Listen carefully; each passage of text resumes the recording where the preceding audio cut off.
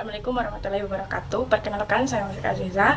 Dari kelompok 1, saya akan menjelaskan tentang sistem pencernaan. Nah, terlebih dahulu, izinkan saya untuk menjelaskan apa sih itu sistem pencernaan.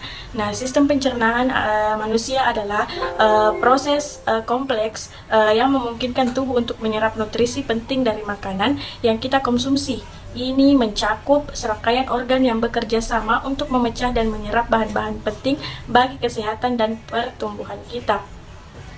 Nah, slide selanjutnya yaitu dari sistem pencernaannya. Ada 3. Yang pertama yaitu mencerna dan menyerap nutrisi dari makanan yang dikonsumsi untuk memenuhi kebutuhan energi dan pertumbuhan tubuh. Bisa dilihat dari slide di atas. Yang kedua yaitu memecah molekul kompleks dan dalam makanan menjadi bentuk yang lebih sederhana dan dapat diserap oleh tubuh. Yang ketiga yaitu mengatur keseimbangan cairan dan elektrolit dalam tubuh melalui penyerapan air dan ekresi sisa-sisa metabolisme. Bisa juga dilihat di slide di atas. Selanjutnya saya Resta akan melanjutkan materi dari rekan saya yang telah dijelaskan. Nah, pada slide yang kami tampilkan, proses pencernaan makanan itu sendiri terdiri dari 3 proses. Yang pertama itu ada mastikasi. Jadi mastikasi ini adalah proses pengunyahan di mulut guna untuk memecah makanan menjadi lebih kecil dan lembut, dibantu oleh enzim saliva untuk memulai proses pencernaan. Proses kedua yaitu deglutisi. Jadi proses ini di mana makanan yang telah dikunyah akan didorong oleh melalui kerongkongan menuju lambung dengan bantuan yang biasa disebut dengan gerakan peristatik. Yang ketiga ada proses pencernaan di lambung. Proses pencernaan di lambung ini di mana di lambung makanan akan dicampur dengan asam lambung dan enzim pepsin guna untuk memecah protein menjadi asam amino yang lebih kecil. Baik, itu dari saya. Materi selanjutnya akan dibahas oleh rekan saya. Perkenalkan, nama saya Velo Budion Taufik R. Di sini saya akan melanjutkan materi mengenai sistem pencernaan yang sudah dijelaskan oleh teman-teman saya tadi. Nah, selanjutnya di sini saya akan menjelaskan mengenai pencernaan di lambung. Tentu saja lambung itu termasuk ke dalam salah satu organ yang bekerja sama untuk menjalankan sistem pencernaan ini.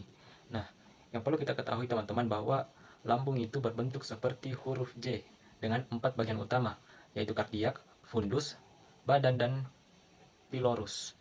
Ada juga sel-sel khusus di dinding lambung yang memproduksi asam klorida dan enzim-enzim pencernaan untuk membantu memecah makanan. Jadi cairan yang ada di dalam lambung kita itu adalah merupakan asam klorida atau HCl.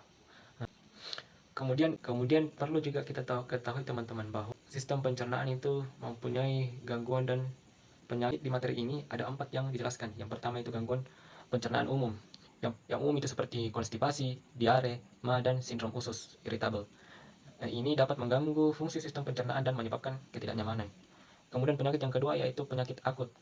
Ini merupakan infeksi bakteri atau virus pada saluran pencernaan, seperti gastroenteritis.